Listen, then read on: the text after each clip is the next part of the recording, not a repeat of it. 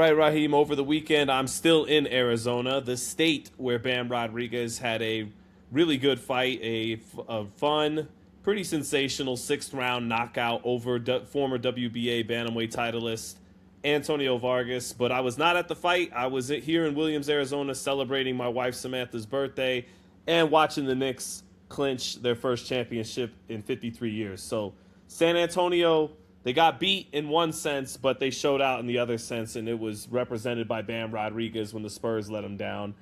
I got a lot of hate, as expected, for saying I think Bam Rodriguez can beat Naoya Inoue. I may, in a moment of conviction, went a little too far, giving it the Joe Willie Namath guarantee that he could beat Inoue. Upon more reflection, maybe it's not a I don't know, maybe not a guarantee, but I still think he can do it. But before we get to all that, I'll just start off with the fight itself. Let you cook as well, obviously, as you're always one to do. So I got to give credit to Antonio Vargas in this fight. Bam Rodriguez did get touched up in this fight. It was his first fight at 118 pounds. And I think the effort, what I saw in the effort and in the conviction of Antonio Vargas, his spirited challenge to one of the pound-for-pound best today is I was supposed to be you. I was the 2016 American Olympian. I think Antonio Vargas saw himself as a young fighter one day being what Bam Rodriguez is to these weight classes, having represented the United States in the Olympics. So I think Bam Rodriguez got the absolute best he could get from Antonio Vargas. And I also think Rodriguez coming in knowing he's a couple levels ahead of Antonio Vargas or a level or two ahead, he started fast. And usually the first round or two, he downloads data and everything. But he was exchanging with Vargas early, and Vargas teed off on him like towards the end of the second round. Some of that's being caught by the high guard of Bam and the defense by Bam. But Antonio Vargas was in this fight. I didn't think he was up 3-1 like Chris Mannix had him after 4. I thought Bam was winning the fight, but he was giving as good as he was getting in spots and gave a very spirited challenge to Rodriguez and made it a fun fight. This was a good-ass fight, actually, for as long as it lasted for 6 rounds. But ultimately, you saw the artistry of Bam Rodriguez, and I think when it comes to in-ring artistry, the two finest painters in the ring right now might be Bam Rodriguez and Naoya Inoue. Those are just the two guys that every time I watch them, I feel between the combinations and the footwork and the all-around offensive arsenal mixed with plenty of defense aside it, and the transitions they take from both offense to defense and back and forth, leading, countering. These two are artists in the ring, and Bam continues to kind of just paint his masterpieces in the boxing ring. Raheem, what were your takeaways from Saturday night? I don't think enough can be said about Antonio Vargas's game plan. It wasn't enough for him to win the fight because he just couldn't stand up under the power and precision of Bam Rodriguez. However, I guarantee you what will be taken away from Vargas's performance is his strategy. There was something in the fight for him. If he could have stood up underneath that pressure, underneath those punches, we might have had a very, very interesting finish. I've never seen, and I haven't watched every single Bam Rodriguez fight, to be fair, but I've watched a lot of them, and I've been ringside for a handful. I've never seen him hit that frequently or that easily. He was getting touched in there, and with combination punches, he was getting touched in there with like David Benavidez level punch combinations. Not the power, but the numbers. Now, when Oscar did it to Floyd Mayweather, I'd call that a shoe shine. These weren't shoe shining punches. Those punches had something on them. Not enough to disrupt Bam's program. I mean, even there, I believe it was maybe in the 5th when he got caught with like a 5-punch combination, Bam smiled at him. I knew he was in trouble right then when I caught that smirk on Bam. He was loving it. But there are fighters that will have more mustard on those shots, will take away from what they saw from Vargas and put Bam in trouble if he stays vulnerable to those kind of punches. Now, it could be said, now maybe Bam got hit and he was like, this guy can't hurt me. Those punches aren't sending any messages. I'm just going to fight through them. But I don't think Bam's actually that kind of fight. I don't think he wants to get hit with 2 or 3 shots in a row. no matter what your medal is or how easily you can take them. Like you say, Bam's a smart fighter. He was turning on the pivot. Oh my God, a left hand was like Marquez Pacquiao. I thought for a minute he might land the Marquez Pacquiao punch with that left hand. He walked Vargas right onto a shot like that. But the amount of unanswered punches in the combinations that Bam Rodriguez was taking was, I believe, the first valid chink in his armor that I've seen. I was like, uh-oh. Because you keep climbing, you keep challenging champions, you keep pushing yourself, which is what you're supposed to do, guys are going to start figuring shit out. You're going to run into guys that come with the right game plan. This guy's got the right game plan. The next guy might have enough power, but the wrong game plan. The next guy might not be fast enough to get those combinations off, but know what he should be throwing. But each guy is going to build on what the last guy did right and try to fix what the last guy did wrong. So Bam is now at that point in his career where he's going to start facing more difficult challenges. And by the fact that he is climbing up through weight divisions, he's also going to be facing heavier punches. If you put those two things together, he could be in trouble. If this guy Vargas had more pop on his punches, or had a more granite chin, the finish of this fight would have been very interesting and, dare I say, incredibly close. Yeah, and, again, upon watching it some more, the way, like at the end of the second round, other instances where that high guard defense, and yes, Bam slips along with that. He does a lot of defensive maneuvers, usually in the pocket while coming forward too, and hitting that pivot, usually out to his right, out to his dominant foot.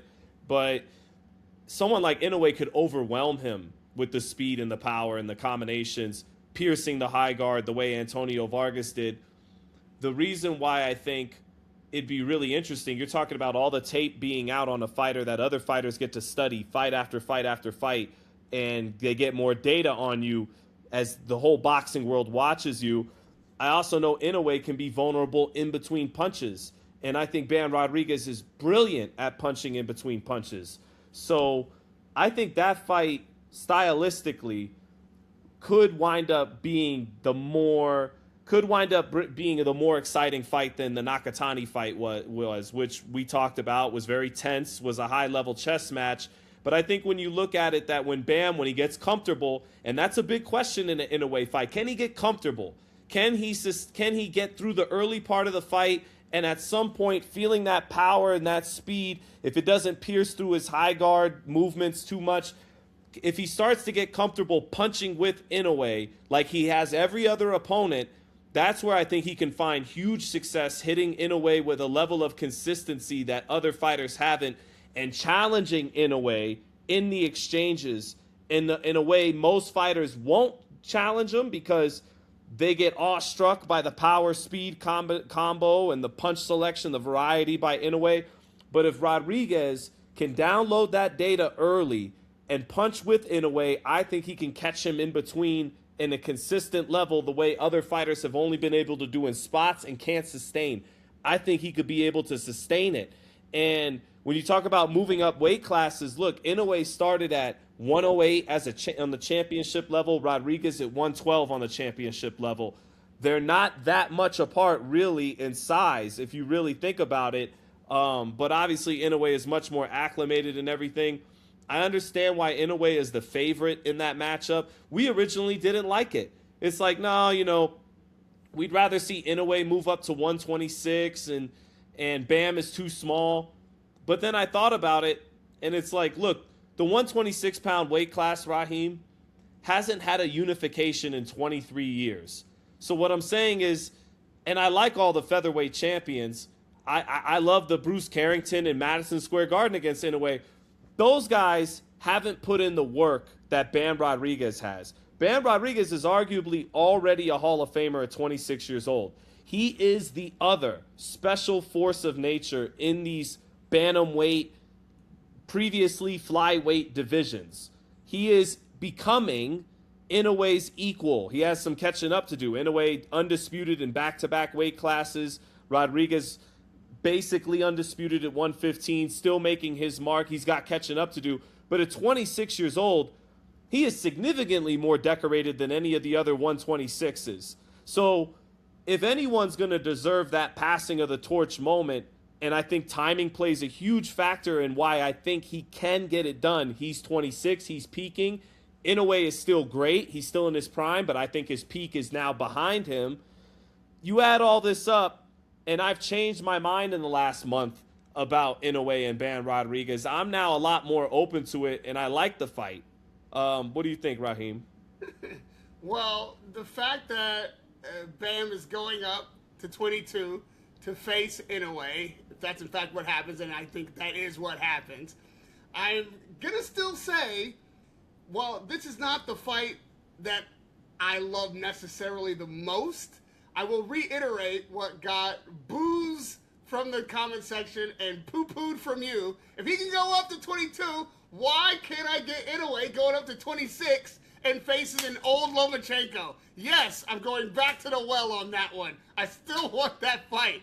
But here's what hangs in the balance, though, for the fight that might actually happen. This Bam Rodriguez and Inoue is going to happen, and it is going to be Bam who walks in there with no awe whatsoever. He is not impressed or shrinking in the moment. This is the fight that he knows he needs. He needs that sensational dethroning of the other little guy.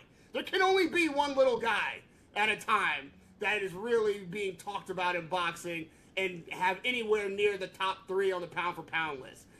The fact that Inoue has gotten as far as he has in the conversation of boxing, being a Japanese fighter, being in those super lower weight classes, not having fought in America for most of his career, having the one big super fight with Nakatani, he hasn't done the things that would even help him along the way in getting the kind of shine, recognition, and conversation across the landscape of boxing and with the casuals that you would expect like a fighter if he was a welterweight or a middleweight to be able to accomplish with what he's done in the ring.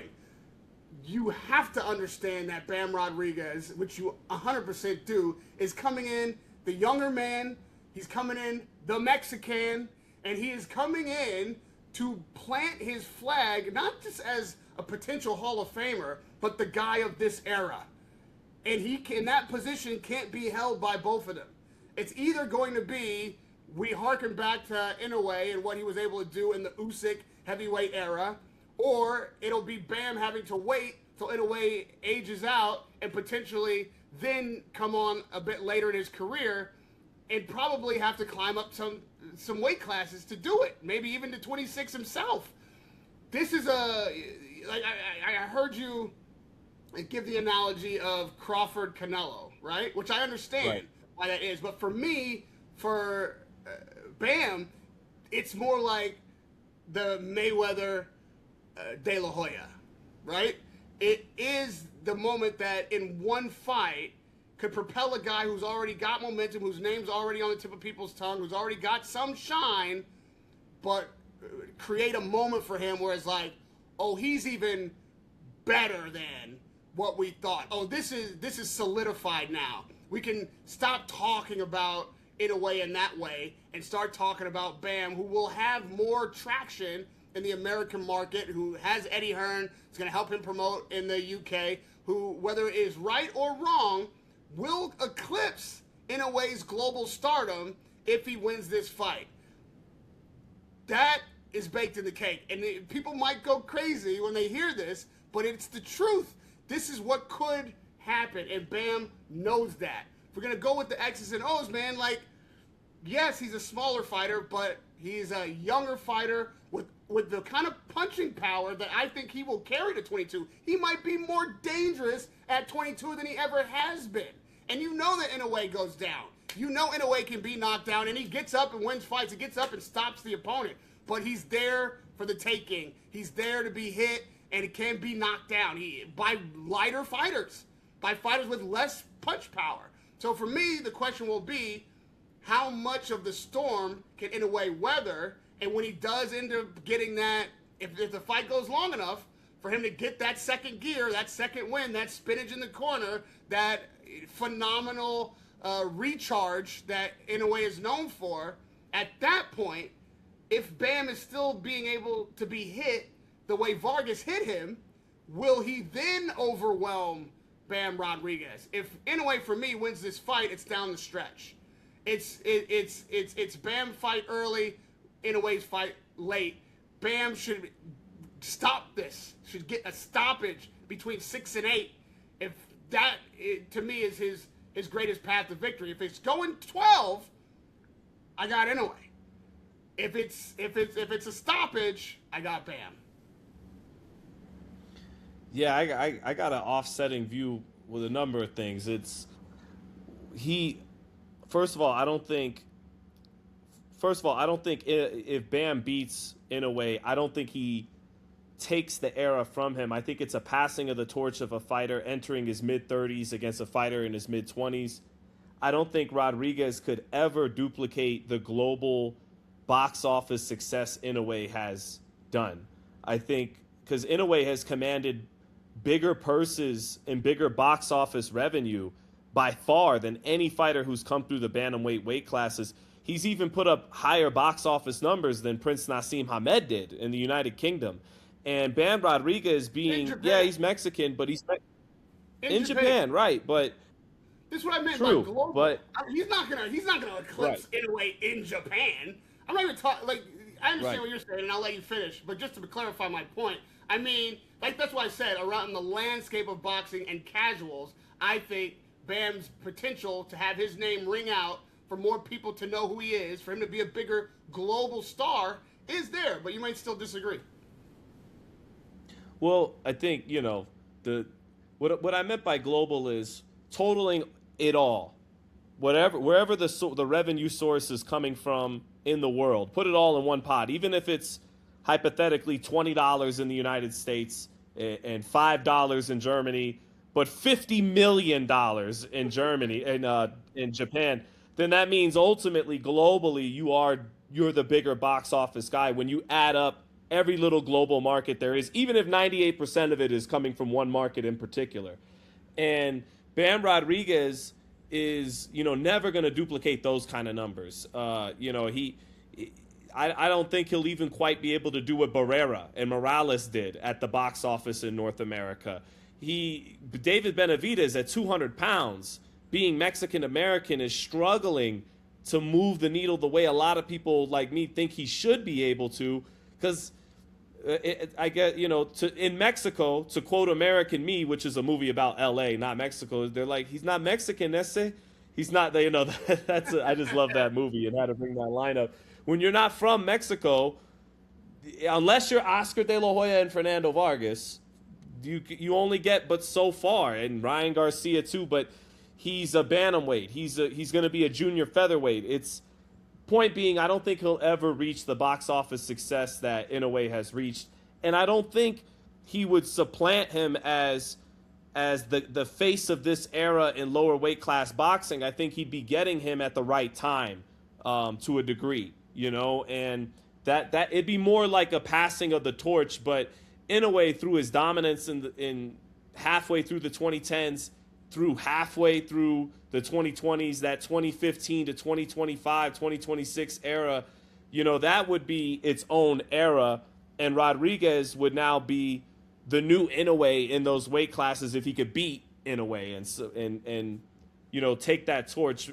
And then also, I think about the punching power, I think that Rodriguez is definitely better than Luis Neri and Ramon Cardenas, two Mexican fighters who did put Inoue down with left hands.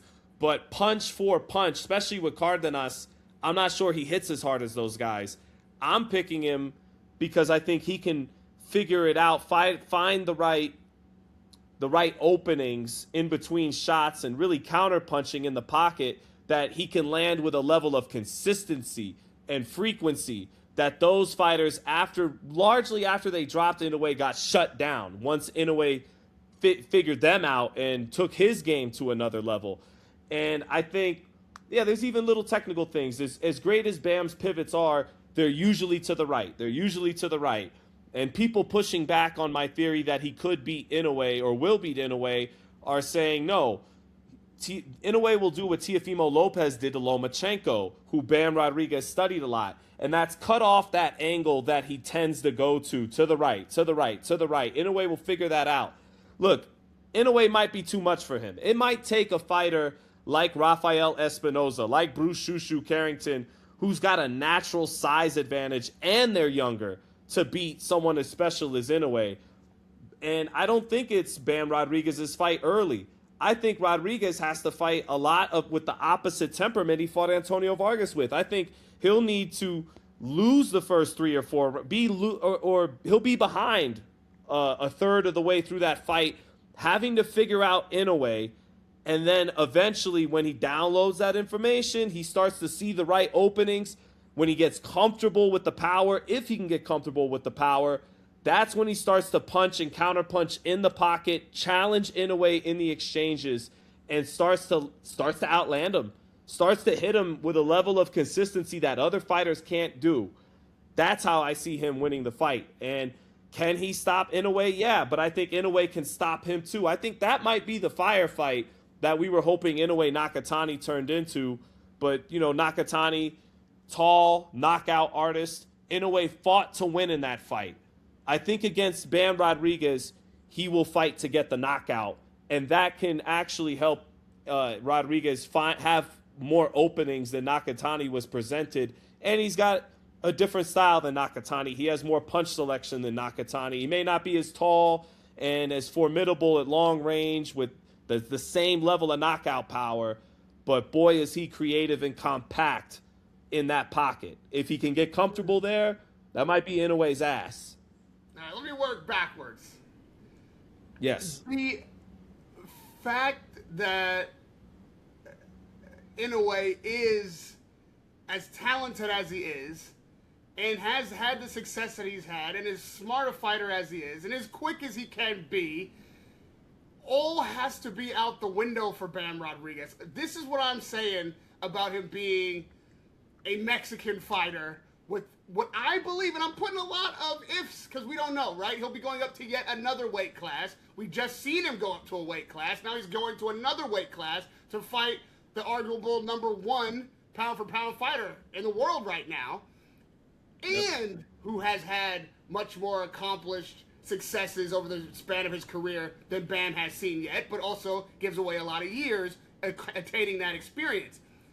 The marvel of watching him beat Inoue, if he beats Inoue, is part of what I believe creates this sensation that we haven't yet seen from Bam, and maybe you don't think is a potential for him to ever become. But in my imagination, when Bam beats him, if that in fact does happen, that the way it would happen would be the star-making type of fight that propels him into another stratosphere that he otherwise can't get into. This is what I believe he's going into the fight knowing. So you say he's got to figure Bam out in the first 3-4 rounds and maybe lose those rounds. I think if he goes in there with that mindset, he's finished. I think he's got to go in there with no respect.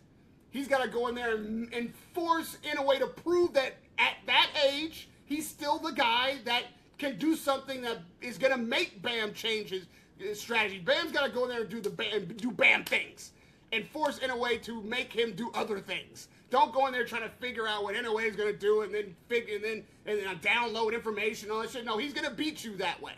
You need to go in there and be Mexican. Mexican-American, Mexican with Mexican national heritage. You need to go in there and be that, like, American psycho that I interview when I interview him. He's the nicest, calmest, fucking dead-faced guy that you're ever going to interview. Sweet, so like, and somehow he still comes across like, you know, like sweet. And I mean sweet in the best way. You know what I mean? Like a nice guy you want to fucking laugh as your little brother or something. Then he goes in there and he's murderous. He goes in there and he's smiling when he gets hit with a 4-punch combination from a guy that's got a little pop. Like, that is the guy that has to go in there against Inoue.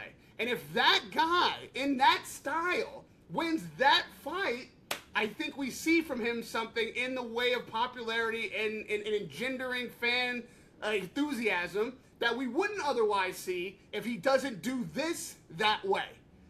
That's all I'm saying. So everything that you say, I fully understand where you're coming from, and your points are solid and rooted in your reality, because that's what's actually happened, and what we can understand is the landscape. What I'm looking for is for a band to eclipse all that, do the unexpected, be marvelous doing it, and then in a style that is of the tradition of his people, which will, I believe, unify national Mexicans and Mexican Americans to be like, oh, this is our guy. Like, you know what I mean? Like that could do the job.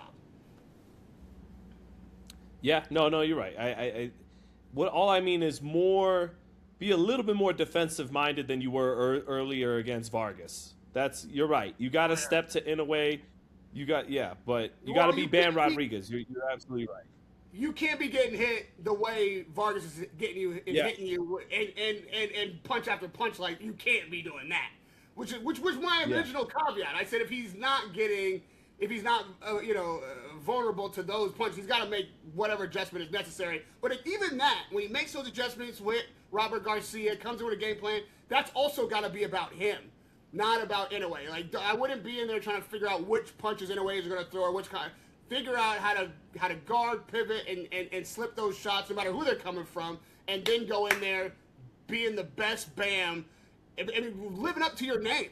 Like, no respect. Bam, bam, like the Flintstones. Just pound this fucking guy and and show him what it's about, and see if he can really weather that kind of storm.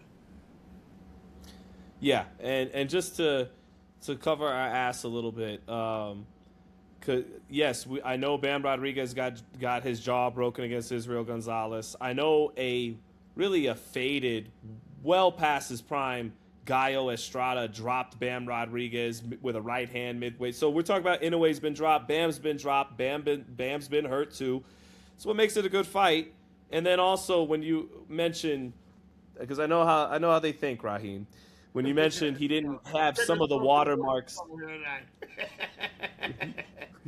When he didn't have some of the watermarks that can make him the star he's become, he did blow out of the water two American champions, in devastating fashion. Donaire in the rematch, who's a Hall of Famer, and Donaire was the Inoue of his time in these weight classes, as you remember covering him in California. Donaire was Inoue before Inoue, and is a Hall of Famer in his own right.